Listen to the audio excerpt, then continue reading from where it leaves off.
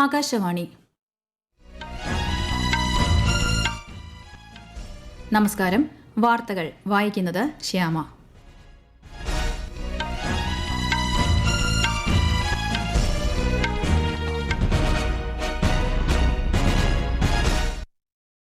പ്രധാന വാർത്തകൾ. രാസരഹിത കൃഷിരീതികൾ രാജ്യത്ത് ശക്തമാക്കണമെന്ന് പ്രധാനമന്ത്രി നരേന്ദ്രമോദി. കാർഷിക മേഖലയെ ശക്തിപ്പെടുത്താൻ കേന്ദ്ര സർക്കാർ നിരന്തര നടപടികൾ സ്വീകരിച്ചു വരികയാണെന്നും പ്രധാനമന്ത്രി. അസമിൽ സുഖോയ് 30 MKI യുദ്ധവിമാനം തകർന്നു വീണ് 2 വ്യോമസേനാ പൈലറ്റുമാർക്ക് വീരമൃത്യു. അപകടത്തിൽ ദുഃഖം രേഖപ്പെടുത്തി രാജ്യരക്ഷാമന്ത്രി രാജ്നാഥ് സിംഗ്. പശ്ചിമേഷ്യൻ സംഘർഷം 7ാം ദിവസവും രൂക്ഷമായി തുടരുന്നു. സംഘർഷ സാഹചര്യത്തിൽ പ്രവാസികൾ നേരിടുന്ന ബുദ്ധിമുട്ട് സംബന്ധിച്ച് മുഖ്യമന്ത്രി പിണറായി വിജയൻ പ്രധാനമന്ത്രിക്ക് കത്തയച്ചു. ദേശീയ താൽപര്യങ്ങൾ സംരക്ഷിക്കുന്ന തീരുമാനങ്ങളാണ് ഇന്ത്യ സ്വീകരിച്ചു വരുന്നതെന്ന് റൈസീന ഡയലോഗിൽ വിദേശകാര്യ സഹമന്ത്രി കീർത്തിവർദ്ധൻ സിംഗ്. കേരളത്തിലെ നിയമസഭാ തെരഞ്ഞെടുപ്പ് പ്രക്രിയ രാജ്യത്തിനാകെ മാതൃകയാകുമെന്ന് മുഖ്യ തെരഞ്ഞെടുപ്പ് കമ്മീഷണർ ഗ്യാനേഷ് കുമാർ. വയനാട് തുരങ്കപാത നിർമ്മാണത്തിന് തുടക്കമായി. ആദ്യ ബ്ലാസ്റ്റ് മുഖ്യമന്ത്രി പിണറായി വിജയൻ സ്വിച്ച് ഓൺ ചെയ്തു. വാർത്തകൾ വിശദമായി. രാസരഹിത ജൈവ കൃഷിരീതികൾ രാജ്യത്ത് ശക്തമാക്കണമെന്ന് പ്രധാനമന്ത്രി നരേന്ദ്രമോദി. ഈ വർഷത്തെ കേന്ദ്ര ബജറ്റ് കൃഷിക്കും ഗ്രാമീണ പരിവർത്തനത്തിനും ശക്തി പകരുന്നതായും ബജറ്റാനന്തര വെബിനാറിനെ അഭിസംബോധന ചെയ്തുകൊണ്ട് പ്രധാനമന്ത്രി പറഞ്ഞു. കാർഷിക മേഖലയെ ശക്തിപ്പെടുത്തുന്നതിന് സർക്കാർ നിരന്തര നടപടികൾ സ്വീകരിച്ചു വരികയാണ്. ഭക്ഷ്യധാന്യങ്ങൾ, പയറുവർഗ്ഗങ്ങൾ, എണ്ണക്കുരുക്കൾ എന്നിവയുടെ ഉൽപാദനത്തിൽ രാജ്യം റെക്കോർഡ് വളർച്ച കൈവരിച്ചതായും പ്രധാനമന്ത്രി പറഞ്ഞു. कृषि, विश्वकर्मा, ये सब हमारी अर्थव्यवस्था का मुख्य आधार है. एग्रीकल्चर भारत की लॉन्ग टर्म डेवलपमेंट जर्नी का स्ट्रेटेजिक पिलर भी है और इसी सोच के साथ हमारी सरकार ने कृषि सेक्टर को लगातार मजबूत किया है. കശുവണ്ടി, നാളികേരം, ചന്ദനം, ബദാം, വാൽനട്ട് എന്നിവയുടെ കാർഷിക സാധ്യതകളാണ് കൃഷിയും ഗ്രാമീണ പരിവർത്തനവും എന്ന വിഷയത്തിൽ നടന്ന വെബിനാർ പ്രധാനമായും പരിശോധിച്ചത്.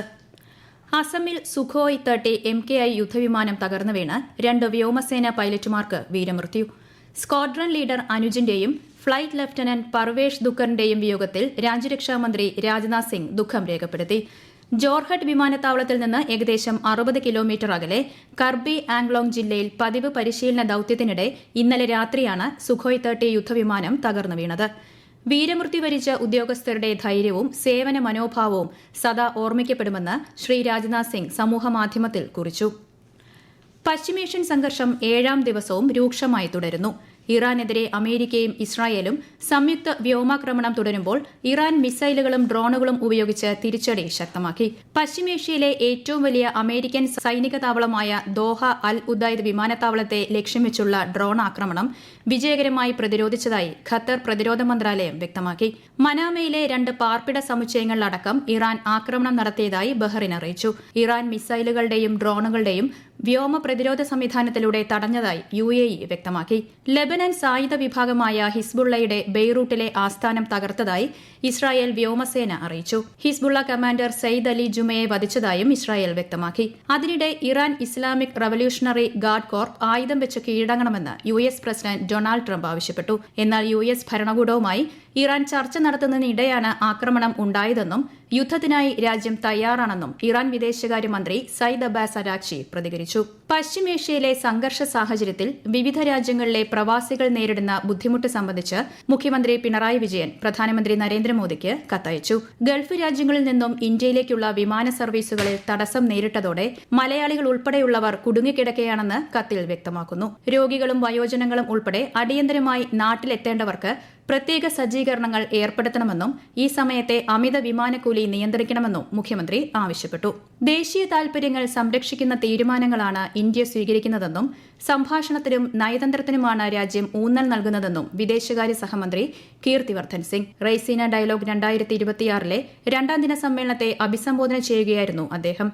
മാരിടൈം രംഗത്തെ സുസ്ഥിര വളർച്ച ഗ്ലോബൽ സൌത്ത് രാഷ്ട്രങ്ങളെ സംബന്ധിച്ചിടത്തോളം അതിപ്രധാനമാണെന്നും അദ്ദേഹം വ്യക്തമാക്കി. India Middle East European Economic Corridor to promote connectivity and stability. Accommodation also defines India's engagement with major powers. With the United States, we share a vision for a free, open, inclusive and resilient Indo-Pacific. With Europe, cooperation rests on shared democratic values and pragmatic negotiations on trade and emerging technologies.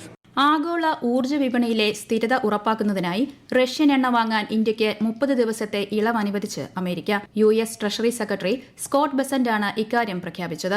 അന്താരാഷ്ട്ര ചരക്ക് നീക്ക മേഖലയിലെ നിലവിലെ അനിശ്ചിതത്വം കാരണം കടലിൽ കുടുങ്ങിക്കിടക്കുന്ന Russian എണ്ണ വാങ്ങുന്നതിനായാണ് നടപടി. ഈ ചരക്ക് നീക്കം സുഗമമാക്കുന്നതിലൂടെ ആഗോള വിപണി സുസ്ഥിരമാക്കാനും ഇന്ത്യയുടെ ഊർജ്ജ സുരക്ഷയ്ക്ക് സഹായം നൽകുവാനുമാണ് US-ന്റെ തീരുമാനം. ഈ വാർത്തകൾ ആകാശവാണിയിൽ നിന്ന്. ആകാശവാണി വാർത്തകളും വാർത്താധിഷ്ഠിത പരിപാടികളും all India radio news Thiruvananthapuram YouTube ചാനലിലും all India radio news Thiruvananthapuram Facebook പേജിലും AR News_ തിരുവനന്തപുരം ഇൻസ്റ്റഗ്രാം അക്കൌണ്ടിലും AR News_TVM X ഹാൻഡിലും ലഭ്യമാണ്. കേരളത്തിലെ നിയമസഭാ തെരഞ്ഞെടുപ്പ് പ്രക്രിയ രാജ്യത്തിന് മാതൃകയാകുമെന്ന് മുഖ്യ തെരഞ്ഞെടുപ്പ് കമ്മീഷണർ ഗ്യാനേഷ് കുമാർ. കൊച്ചിയിൽ മാധ്യമങ്ങളോട് സംസാരിക്കുകയായിരുന്നു അദ്ദേഹം. വരാൻ പോകുന്ന കേരളത്തിന്റെ തിരഞ്ഞെടുപ്പ് ഭാരതത്തിൽ മാത്രമല്ല ലോകത്തിൽ ഒരു മാതൃകാപരമായിട്ട് നമുക്ക് നടക്കാൻ സാധിക്കണം. എന്റെ ജീവിതത്തിന്റെ ഏറ്റവും നല്ലത് സമയമായിരുന്നു ആ 14 വർഷം. അന്ന് നമ്മൾ കൊണ്ടാക്കാൻ സാധിച്ച ഈ ഘോഷരി പാലങ്ങളും ദർബാർ ഹാൾ ഗ്രൗണ്ടും എല്ലാ പ്രോജക്ട്സുകളൊക്കെ കാണുമ്പോൾ വളരെ സന്തോഷമുണ്ട്. നിയമസഭാ തെരഞ്ഞെടുപ്പ് മുന്നൊരുക്കങ്ങൾ വിലയിരുത്താനായി കേരളത്തിലെത്തിയ ശ്രീ ഗ്യാനേഷ് കുമാർ യുവ വോട്ടർമാരുടെ പങ്കാളിത്തം ഉറപ്പിക്കാനായി സംഘടിപ്പിച്ച പ്രചാരണ പരിപാടിയിൽ പങ്കെടുത്തു. വയനാട് തുരങ്കപാത നിർമ്മാണത്തിന് തുടക്കമായി. ആദ്യ ബ്ലാസ്റ്റ് മുഖ്യമന്ത്രി പിണറായി വിജയൻ സ്വിച്ച് ഓൺ ചെയ്തു. വയനാട് കോഴിക്കോട് ജില്ലകളെ ബന്ധിപ്പിക്കുന്ന 8.73 കിലോമീറ്റർ ദൈർഘ്യമുള്ള ആനക്കാംപൊയിൽ കള്ളാടി മേപ്പാടി തുരങ്കപാത കേരളത്തിന്റെ സ്വപ്ന പദ്ധതികളിലൊന്നാണ്. ചടങ്ങിന് മന്ത്രി PM മുഹമ്മദ് റിയാസ് അധ്യക്ഷത വഹിച്ചു. തമിഴ്നാട് ഗവർണർ RN രവിയെ പശ്ചിമബംഗാൾ ഗവർണറായി നിയമിച്ച് രാഷ്ട്രപതി ദ്രൌപദി മുർമു. കേരള ഗവർണർ രാജേന്ദ്ര വിശ്വനാഥ് അർലേക്കർ തമിഴ്നാട് ഗവർണറുടെ ചുമതല കൂടി വഹിക്കും. പശ്ചിമബംഗാൾ ഗവർണർ CV ആനന്ദ് ബോസിന്റെ രാജിയും രാഷ്ട്രപതി അംഗീകരിച്ചു. ഡൽഹി ലഫ്റ്റനന്റ് ഗവർണർ വിനയ് കുമാർ സക്സേനയെ ലഡാക്കിന്റെ ലഫ്റ്റനന്റ് ഗവർണറായി നിയമിച്ചു. തരൺജിത് സിംഗ് സന്ധു ആണ് പുതിയ ഡൽഹി ലഫ്റ്റനന്റ് ഗവർണർ. ബീഹാർ ഗവർണറായി ആരിഫ് മുഹമ്മദ് ഖാന് പകരം മുൻ ലഫ്റ്റനന്റ് ജനറൽ സയ്യിദ് അദ ഹസ്നൈനെ നിയമിച്ചിരിക്കുന്നത്. പശ്ചിമേഷ്യൻ മേഖലയിൽ CBSE നാളെ മുതൽ ഈ മാസം 11 വരെ നടത്താനിരുന്ന 10ാം ക്ലാസ് പരീക്ഷ റദ്ദാക്കി. 2, 5, 6 തീയതികളിലെ നേരത്തെ മാറ്റിവെച്ച പരീക്ഷകളും റദ്ദാക്കിയിട്ടുണ്ട്. 10ാം ക്ലാസ് പരീക്ഷാ ഫലപ്രഖ്യാപനം സംബന്ധിച്ച തീരുമാനം പിന്നീട് അറിയിക്കും. നാളത്തെ 12ാം ക്ലാസ് പരീക്ഷയും CBSE മാറ്റിവെച്ചു. രാജ്യത്തെ 10 സംസ്ഥാനങ്ങളിൽ ഒഴിവ് വന്ന 37 രാജ്യസഭാ സീറ്റുകളിലേക്ക് നാമനിർദ്ദേശ പത്രികകളുടെ സൂക്ഷ്മ പരിശോധന ഇന്ന്. ഈ മാസം 9 പത്രിക പിൻവലിക്കാനുള്ള അവസാന തീയതി. മാർച്ച് 16 നടക്കുന്ന തെരഞ്ഞെടുപ്പിന്റെ ഫലപ്രഖ്യാപനവും അന്നേ ദിവസം ഉണ്ടാകും. ഉത്തരാഖണ്ഡിലെ അതിപ്രശസ്തമായ ചാർധാം യാത്രയ്ക്കുള്ള ഓൺലൈൻ രജിസ്ട്രേഷൻ ഇന്ന് ആരംഭിച്ചു. ടൂറിസം വകുപ്പിന്റെ ഔദ്യോഗിക വെബ്സൈറ്റ്, ടൂറിസ്റ്റ് കെയർ ഉത്തരാഖണ്ഡ് എന്ന മൊബൈൽ ആപ്പ് എന്നിവയിലൂടെ രജിസ്റ്റർ ചെയ്യാം. ചാർധാം യാത്ര അടുത്ത മാസം 19 ആരംഭിക്കുക. കേദാർനാഥ് ക്ഷേത്രത്തിന്റെ പോർട്ടലുകൾ ഏപ്രിൽ 22 ബദരീനാഥ് ക്ഷേത്രത്തിന്റെ പോർട്ടലുകൾ 23 തുറക്കും. രാജ്യത്തെ ഓഹരി വിപണികളിൽ നഷ്ടം. സെൻസെക്സ് 579 പോയിന്റ് ഇടിഞ്ഞ് 79,436 നിഫ്റ്റി 157 പോയിന്റ് നഷ്ടത്തിൽ 24,608 വ്യാപാരം തുടരുന്നു. സ്വർണ്ണവില കുറഞ്ഞു. പവന് 560 രൂപ കുറഞ്ഞ് 1,18,880 രൂപയും ഗ്രാമിന് 14,860 രൂപയുമാണ് ഇന്നത്തെ വില. ICC T20 ക്രിക്കറ്റ് ലോകകപ്പിൽ തുടർച്ചയായി കിരീടം നേടി ചരിത്രമെഴുതാൻ തയ്യാറെടുത്ത് ടീം ഇന്ത്യ. ഞായറാഴ്ച അഹമ്മദാബാദിലെ നരേന്ദ്രമോദി സ്റ്റേഡിയത്തിൽ നടക്കുന്ന കലാശ പോരാട്ടത്തിൽ ന്യൂസിലാൻഡാണ് ഇന്ത്യയുടെ എതിരാളി. ഇന്നലെ മുംബൈ വാങ്കഡെ സ്റ്റേഡിയത്തിൽ നടന്ന സെമിഫൈനലിൽ ഇംഗ്ലണ്ടിനെ കീഴടക്കിയാണ് ഇന്ത്യ ഫൈനലിലെത്തിയത്. പ്രധാന വാർത്തകൾ വീണ്ടും. രാസരഹിത കൃഷിരീതികൾ രാജ്യത്ത് ശക്തമാക്കണമെന്ന് പ്രധാനമന്ത്രി നരേന്ദ്രമോദി. കാർഷിക മേഖലയെ ശക്തിപ്പെടുത്താൻ കേന്ദ്ര സർക്കാർ നിരന്തര നടപടികൾ സ്വീകരിച്ചു വരികയാണെന്നും പ്രധാനമന്ത്രി. അസമിൽ സുഖോയ് 30 MKI യുദ്ധവിമാനം തകർന്നു വീണ് 2 വ്യോമസേനാ പൈലറ്റുമാർക്ക് വീരമൃത്യു. അപകടത്തിൽ ദുഃഖം രേഖപ്പെടുത്തി രാജ്യരക്ഷാമന്ത്രി രാജ്നാഥ് സിംഗ്. പശ്ചിമേഷ്യൻ സംഘർഷം 7ാം ദിവസവും രൂക്ഷമായി തുടരുന്നു. സംഘർഷ സാഹചര്യത്തിൽ പ്രവാസികൾ നേരിടുന്ന ബുദ്ധിമുട്ട് സംബന്ധിച്ച് മുഖ്യമന്ത്രി പിണറായി വിജയൻ പ്രധാനമന്ത്രിക്ക് കത്തയച്ചു. ദേശീയ താൽപര്യങ്ങൾ സംരക്ഷിക്കുന്ന തീരുമാനങ്ങളാണ് ഇന്ത്യ സ്വീകരിച്ചു വരുന്നതെന്ന് റെയ്സീന ഡയലോഗിൽ വിദേശകാര്യ സഹമന്ത്രി കീർത്തിവർദ്ധൻ സിംഗ്. കേരളത്തിലെ നിയമസഭാ തെരഞ്ഞെടുപ്പ് പ്രക്രിയ രാജ്യത്തിനാകെ മാതൃകയാകുമെന്ന് മുഖ്യ തെരഞ്ഞെടുപ്പ് കമ്മീഷണർ ഗ്യാനേഷ് കുമാർ. വയനാട് തുരങ്കപാത നിർമ്മാണത്തിന് തുടക്കമായി. ആദ്യ ബ്ലാസ്റ്റ് മുഖ്യമന്ത്രി പിണറായി വിജയൻ സ്വിച്ച് ഓൺ ചെയ്തു. വാർത്തകൾ കഴിഞ്ഞു. അടുത്ത വാർത്താ പ്രക്ഷേപണം വൈകിട്ട് 3 മണിക്ക്.